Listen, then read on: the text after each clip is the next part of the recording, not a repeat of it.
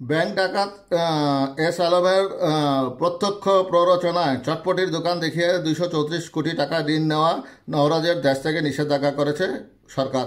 চটপটির দোকান দেখিয়ে 234 কোটি টাকা ঋণ নেওয়া রেস্তোরাঁ ব্যবসায়ী নাজমি নওরোজের দেশ থেকে নিষেধাজ্ঞার নির্দেশ দেওয়া হয়েছে। আজ মঙ্গলবার ঢাকা মহানগর দায়রা জজ ও সিনিয়র বিশেষ জজ আদালতের বিচারক মোহাম্মদ জাকির হোসেন এই নির্দেশ দেন। দুর্নীতি দমন কমিশনের আবেদনের পরিপ্রেক্ষিতে আদালত এই আদেশ দেন বলে জানা গেছে। দুদকের উপপরিচালক আফরোজা খান এই আবেদন করেন। আবেদনে বলা হয়েছে, ফার্স্ট সিকিউরিটি ইসলামী ব্যাংক লিমিটেডের সাবেক চেয়ারম্যান সাইফুল আলম ও অন্যান্যদের বিরুদ্ধে চটপটির দোকানে 234 কোটি টাকা ঋণ দেওয়ার অভিযোগে অনুসন্ধানপূর্বক প্রতিবেদন দাখিলের জন্য 4 সদস্য বিশিষ্ট একটি অনুসন্ধান টিম গঠন করা হয়েছে। তদন্তে জানা যায়, অভিযুক্ত নাজমি নওরোজকে এই ঋণ দেওয়া হয়েছে। দুদকের অভিযোগ পাওয়ার পর তিনি বিদেশে পালিয়ে যাওয়ার চেষ্টা করেন। তিনি বিদেশে পালিয়ে গেলে অনুসন্ধান কাজ ব্যাহত হওয়ার আশঙ্কা রয়েছে, তাই তার বিদেশে যাওয়া রহিত করা একান্ত প্রয়োজন। উল্লেখ্য, দুদক সূত্রে জানা গেছে, ফার্স্ট সিকিউরিটি ইসলামী ব্যাংক চট্টগ্রামে 3টি শাখা থেকে প্রায় 151 কোটি টাকা ঋণ নিয়ে বিলাসী জীবনযাপন করেছেন চট্টগ্রামের ব্যবসায়ী নাজমি